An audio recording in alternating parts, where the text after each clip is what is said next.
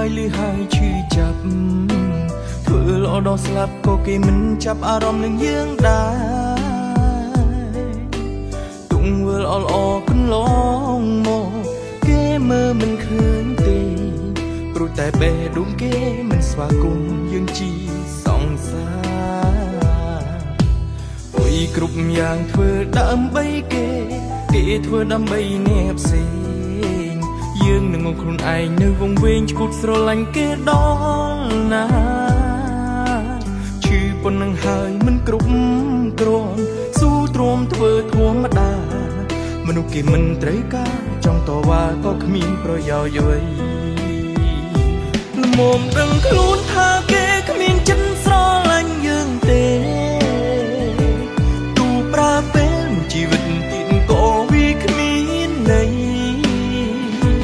ឈឺតិចតិចកាត់ចិត្តឲ្យហើយតននៅថ្មីបារិញរៃគ្មានអ្នកណាអាចជាបាលឡើយតនលែងគេមិនឲ្យដំឡៃគុំនៅយូរពេកគុំធ្វើថោកនោមតែគេសោចំអកលក់លើចាត់ទុំវាធ្វើជាមេរៀនស្នេហាក្រោយគូដកខឈប់មិនតស្រឡាញ់ទីទៅ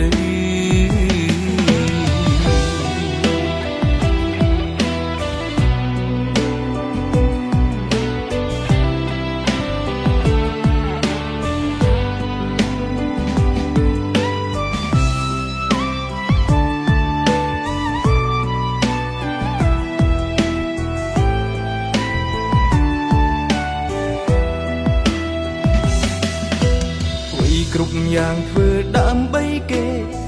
ធ្វើដើម្បីអ្នកផ្សេង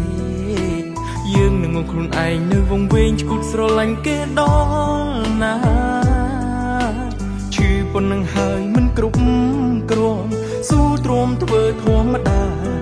មនុស្សគេមិនត្រូវការចង់តវ៉ាក៏គ្មានប្រយោជន៍អ្វី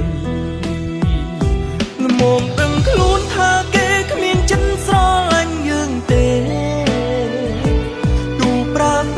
ជីវិតទៀតក៏វាគ្មានន័យឈឺតិចតិចកាត់ចិត្តឲ្យហើយតននៅថ្មីបារិញរៃគ្មានអ្នកណាអាចជាបាលឡើយតនលែងគេមិនឲ្យដំឡៃគុំនៅយូរពេកគុំធ្វើថោកនោមតែគេសោចំអកលក់លើ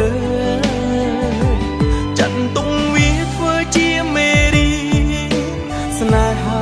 ក្រោយគូដកខឈប់មិនតស្រឡាញ់ទីទៅ